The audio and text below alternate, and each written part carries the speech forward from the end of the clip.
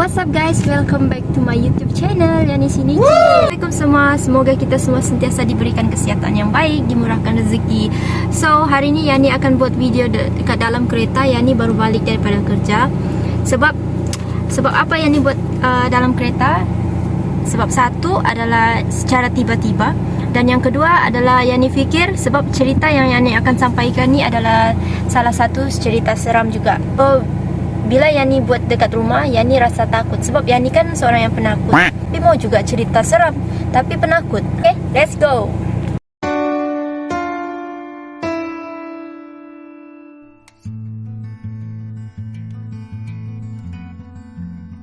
Cerita kali ini agak menyeramkan juga bagi Yani. Tak pastilah bagi korang seram ataupun tidak, Yani tidak pasti. Tapi apa yang kita patut ambil daripada cerita ni adalah pengajaran dia. Cerita yang bertajuk Jenazah Merangkak Keluar Daripada Kubur. Okey, watak utama yang perlu korang tahu dalam kisah ini adalah watak Halim. Halim seorang penggali kubur.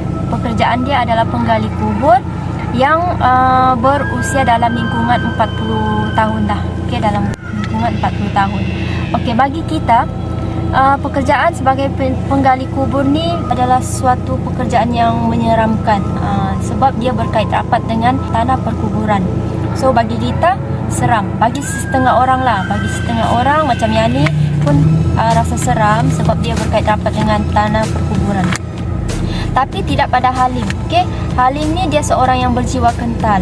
Dia daripada dulu, daripada zaman-zaman muda, dia start daripada zaman-zaman dia remaja sehinggalah kini, sehinggalah umur dia mencecah 40 tahun macam tu. Dia memang bekerja sebagai penggali kubur. Sebab masa dia muda-muda dulu, ayah dia pun bekerja sebagai penggali kubur juga. So dia warisilah dia punya ayah dia punya pekerjaan. So dalam sepanjang dia bekerja sebagai penggali kubur tu ataupun penjaga kubur, memang macam-macam lah peristiwa seram ataupun pengalaman yang seram yang dia lalui. Tapi dia ni sebab dia berjiwa kental, sudah lali dengan semua tu. Mula-mula tu memang dia agak macam terkejut jugalah kan bila dia lalui benda-benda seram tu. Tapi lama-lama dia sudah okey, dia sudah terbiasa dengan semua benda tu.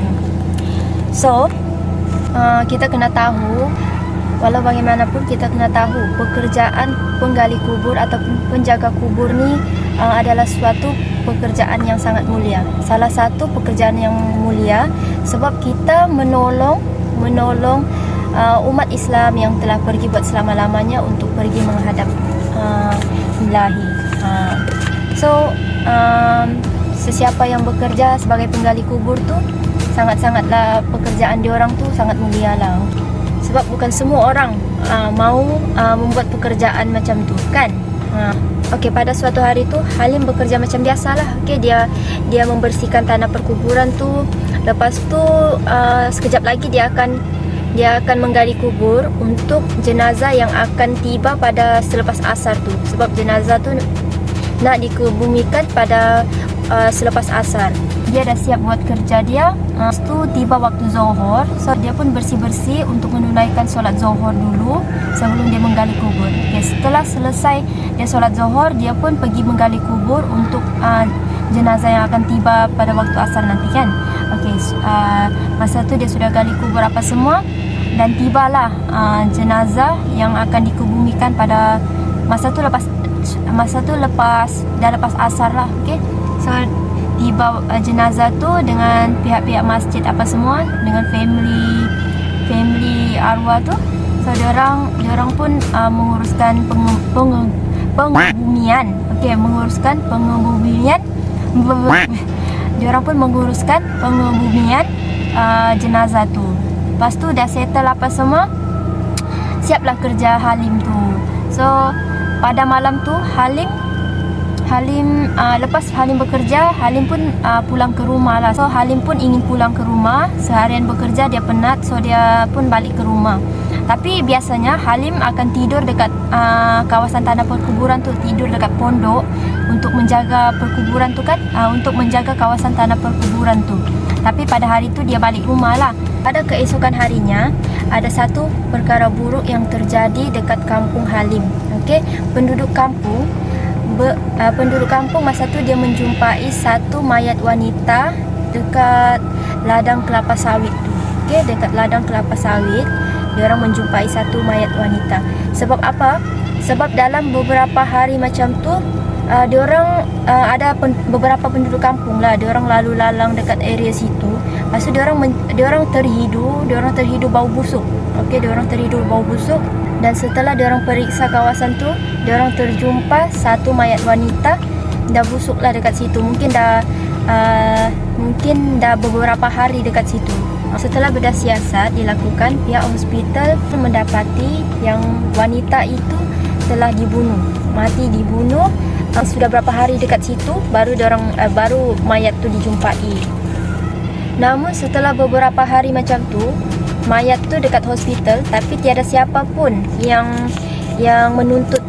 So pihak hospital decide untuk pihak masjid untuk menguruskan pengebumian wanita itu.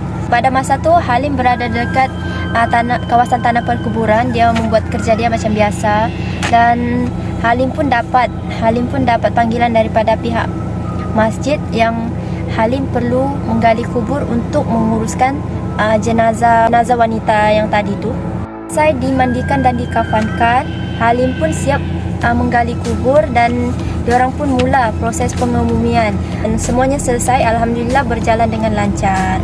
Okay, pada hari tu Halim kena bermalam dekat tanah perkuburan tu untuk menjaga kawasan tanah perkuburan tu. So setelah seharian bekerja, Halim pun penat dan dia rehatkan diri dia, dan dia berbaring dekat pondok dekat kawasan tanah perkuburan tu. Dia baring dekat situ sebab dia sudah penat kan. Dia sudah penat seharian bekerja. So dia pun terlelap sekejap. Lepas dalam beberapa minit dia terlelap tu, dia terdengar macam orang lalu dekat dia. So dia macam bangun sekejap. Dia tengok macam tu. Lepas tu dia tidur balik. Sebab masa tu dia seorang je dekat situ. Lagipun dia sudah biasa dengan perkara-perkara macam tu. Dia sudah biasa mendengar orang menangis, orang berjalan. Dia sudah biasa dengan perkara-perkara tu. So dia sudah lali lah masa tu. So dia abaikan. So dia sambung dia punya tidur, dia sambung.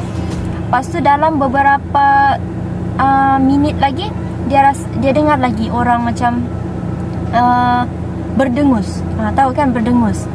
Lepas tu dia dengar macam tu. Lepas tu dia macam mamai-mamai kan macam tu. Dia abaikan. Dia malas menghiraukan perkara-perkara macam tu. So dia sambung lagi tidur.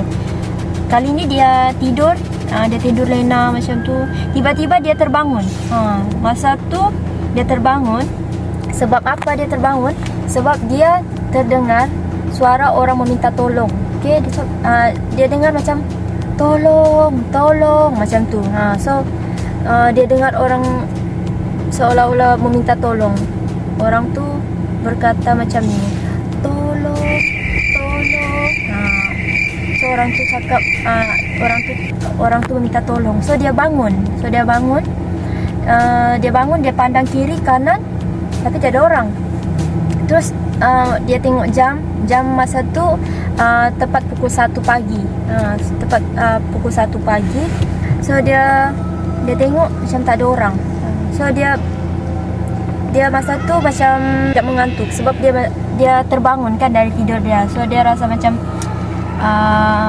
masa tu dia tidak rasa dia mau tidur balik. So dia ambil dia punya kopi, kan dia bawa bekal pergi situ. Dia ambil dia punya kopi, dia minum sekejap, dia duduk. Lepas tu tiba-tiba dia terdengar lagi sesuatu yang berjalan. Macam kalau kita berjalan dekat atas tanah tu kan, macam ada terkuis-kuis dekat tanah tu. Dia dengar macam tu lah. Lepas tu dia tengok lah sekeliling tanah perkuburan tu. Tapi masa tu dia tengok tiada siapa dekat situ. Lepas tu dia pun buat tidak tahu, dia buat hal dia sendiri. Dia minum macam tu. Tiba-tiba dia dengar lagi suara orang meminta tolong. kali tu suara tu sangat-sangat kuat. Orang tu tolong macam tu kan. Lepas tu dia pun terkejut sebab macam tiba-tiba kan, macam tiba-tiba ada orang minta tolong. Lepas tu dia berdiri. Lepas tu dia pakai slipper dia. Lepas tu dia tengok sekeliling, dia pandang kiri kanan. Lepas tu dia berjalan area-area tanah perkuburan tu. Tiba-tiba mata dia tertumpu kepada satu kuburan jenazah perempuan tadi yang siang tadi dia tanam kan, dia kebumikan. Okey, kuburan tu adalah kuburan mayat, kuburan jenazah perempuan tu lah. Okey, so dia pergi sana, dia tertumpu kepada kuburan tu. So dia berjalan perlahan-lahan pergi kuburan tu. Dan you guys tahu apa dia tengok? Dia tengok jenazah perempuan tu sudah terkeluar daripada kuburan tu. Jenazah tu terkeluar daripada kuburan tu. Dan dia terkejut lah, kenapa jadi macam tu? Sebab benda ni tidak pernah jadi sebelum ni. Sebab kalau sebelum ni pun dia dengar macam orang berjalan, orang menangis apa semua tu kan. Yang benda-benda yang dia dengar, dia tidak nampak lah macam tu. Tapi kali ni sangat seram. Kali ni sangat dia bingung lah kenapa terjadi macam tu. So dalam dia terkejut tu, tapi dia tetap jalankan kerja dia juga. Dia gali balik tanah tu untuk kebumikan semula mayat wanita. So bila dia settle apa semua, dia kembali balik pergi pondok tu. Keesokan harinya sama juga, Halim kena stay dekat tanah perkuburan tu untuk menjaga tanah perkuburan tu lah. So bila dia stay malam tu, tepat pada pukul 12 ataupun pukul 1 macam tu lah, pun perkara sama terjadi. Dia dengar orang minta tolong. Lepas tu bila dia tengok sekeliling, dia tertumpu juga kepada tanah perkuburan jenazah wanita tu. Pun sama, bila dia tengok jenazah wanita tu terbaring dekat atas tanah. So dia pun rasa macam hairan kenapa terjadi 2 kali macam tu. So dia pun uruskan balik, dia pun gali balik apa semua. Lepas tu dia tanam semula. Okay, dia kebumikan semula jenazah wanita tu. So lepas dia buat kerja dia semua tu, dia duduk dekat pondok tu, dia termenung. Cakap kenapa benda ni jadi? Sebab sebelum ni dia memang tiada pengalaman benda-benda macam tu jadi. So bila dia termenung tu, sambil dia termenung, tiba-tiba dia terdengar ada orang minta tolong. So bila dia terdengar ada orang minta tolong tu, mata dia terus tertumpu kepada kuburan wanita tadi tu. Kuburan jenazah wanita tadi tu, dia tertumpu dekat situ. Tapi kali ni tiadalah jenazah wanita tu naik tiadalah jenazah wanita tu dekat atas. Kiranya kuburan tu masih macam tu juga, macam tadi telah dikebumikan kan. So bila dia tengok macam tu, dia hiraukan suara-suara tu. So dia pun kembali tidur semula. Hari ketiga, banyak hari ketiga, masa tu Halim pun menjaga kuburan, menjaga tanah kuburan tu pada malam hari. So hari ketiga pun sama juga jadi macam tu. Masa tu Halim tengah tidur. So tiba-tiba dia rasa ada orang lalu dekat sebelah dia. Orang tu lalu, tapi orang tu lalu dia macam bising, dia macam berlari. So itu yang membuatkan Halim masa tu dia terjaga daripada tidur dia. So bila dia tengok kiri kanan tiada juga orang, tapi masa tu dia tidak hiraukan. So dia tidur macam biasa. So bila dia tidur tu, tiba-tiba ada orang, dia dengar ada orang menangis macam tu kan, dia menangis. Lepas tu Lepas tu bila dia dengar ada orang menangis, dan meminta tolong. Suara menangis tu adalah suara perempuan lah, okey? Suara perempuan. Tolong.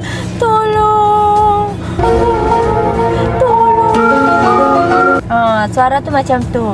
Lepas tu dia pun bangun. Dia tengok sekeliling dia dan mata dia tertumpu sekali lagi, bukan sekali lagi, untuk kesekian kali kepada dekat kuburan wanita tu. Wanita tu semula. So bila dia tengok, okey, kan kuburan kan dia macam ni kan kuburan. Tapi kuburan tu okey tau, dia tidak macam sebelum ni, seperti orang sudah gali, lepas tu orang tu bawa naik jenazah tu. Dia tidak macam tu. Sebelum ni macam orang sudah gali lah kan. Tapi kali ni kuburan tu okey, macam dia tidak dia tidak seperti dia sudah digali. Kuburan tu okey, tapi jenazah perempuan tu terbaring dekat situ. So bila dia datang, dia tengok situ, dia pun sudah penat. Kenapa berkali-kali macam ni? Setiap malam lah macam tu kan. Lepas tu bila dia tengok kain kafan jenazah wanita tu pun sudah kotor. Sudah kotor macam tu. Lepas tu dia pun macam biasa juga, dia gali balik. Lepas tu dia kebumikan macam biasa, dia buat kerja-kerja dia. Lepas tu keesokan harinya dia pun pergi mengadu kepada pihak masjid lah, apa yang terjadi. So bila dia mengadu apa yang dia lalui setiap 3 malam tu, dia sudah mengadu macam tu. Lepas tu pihak masjid pun dia orang pun terkejut kenapa benda ni jadi. So dia orang pun siasat latar belakang wanita tu. Sebab wanita tu tidak dituntut oleh dia punya family. So setelah dia orang siasat, guys mau tahu apa sebab terjadinya macam tu. Setelah pihak masjid tu sudah tahu tentang latar belakang wanita tu, you guys mau tahu sebab apa? Okey, yang ni lupa bagi tahu tentang wanita tu. Sebelum ni wanita tu dikenali sebagai Salina, okey? Wanita tu dikenali sebagai Salina. So, pihak masjid sudah tahu tentang latar belakang arwah Salina ni. Dan pihak masjid bagi tahu Halim yang semua terjadi adalah sebab Salina tu sebenarnya bukan Salina. Okey? Salina tu bukan Salina. Dia sebenarnya yang sebenar-benarnya adalah Salim. So Salina ni, Salim ni dia menukar dia punya jantina. Dia menukar seluruh dia punya tubuh badan daripada Salim ke Salina. So dia ni sebenarnya seorang lelaki, tetapi dia mengubah dia punya bentuk badan, dia mengubah identiti dia sebagai seorang perempuan. So bila diorang menjumpai mayat Salim ni yang menyerupai seorang perempuan, dan diorang pun menguruskan jenazah Salim ni sebagai seorang perempuan. Dan itu diorang mengatakan yang kemungkinan roh Salim ni dia tidak tenteram sebab diorang kebumikan, diorang menguruskan jenazah dia sebagai seorang perempuan. Sepatutnya diorang mengebumikan mayat Salim ni sebagai seorang lelaki. Sebab tu mungkin dia punya roh tidak tenteram. Mungkin kot macam tu. Mungkin sebab itu kot benda-benda macam tu terjadi. Sebab sepatutnya jenazah Salim ni dikebumikan sebagai seorang lelaki, bukan sebagai seorang perempuan. So bila diorang dapat tahu macam tu, diorang pun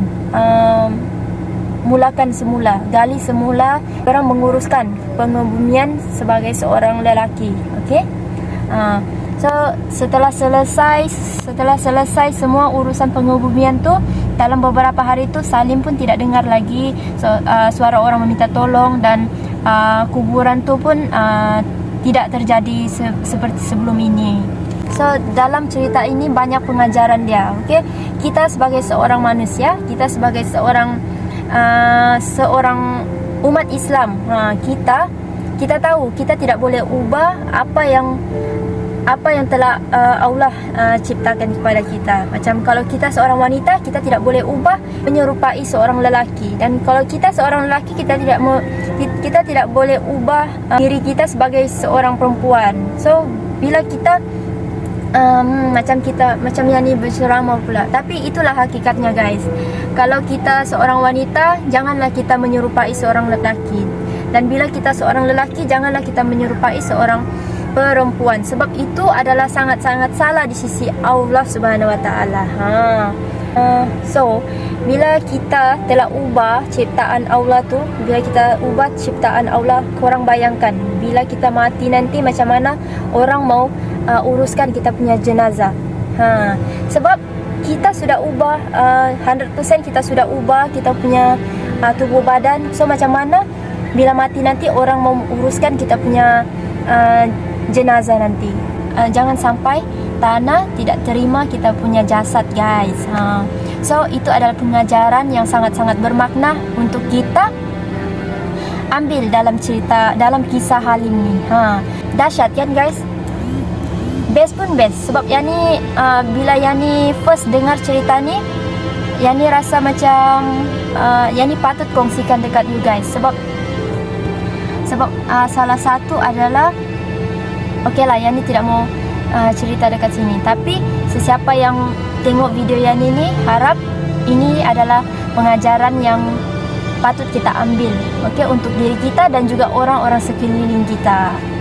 Itu sajalah video yang ni pada kali ini. Semoga dapat pengajaran yang baik untuk you guys. Dan yang ni minta maaf kalau cerita yang ni merasa macam tidak best kah, ataupun penyampaian yang ni tidak sesuai ataupun tidak menarik. Dan korang boleh je komen dekat bawah apa yang ni perlu upgrade, yang ni akan betulkan. Okay, so thanks korang kepada sesiapa yang sudi tengok video yang ni sampai habis. Dan sesiapa yang sudi bolehlah subscribe di bawah, tekan bell notification supaya kalau yang di upload video-video terbaru korang akan dapat tahu. Dan jangan lupa like, komen dan juga share guys. Okay, so terima kasih kepada korang yang sudah tengok video yang ni. Itu sajalah. Okay, Assalamualaikum. Woo!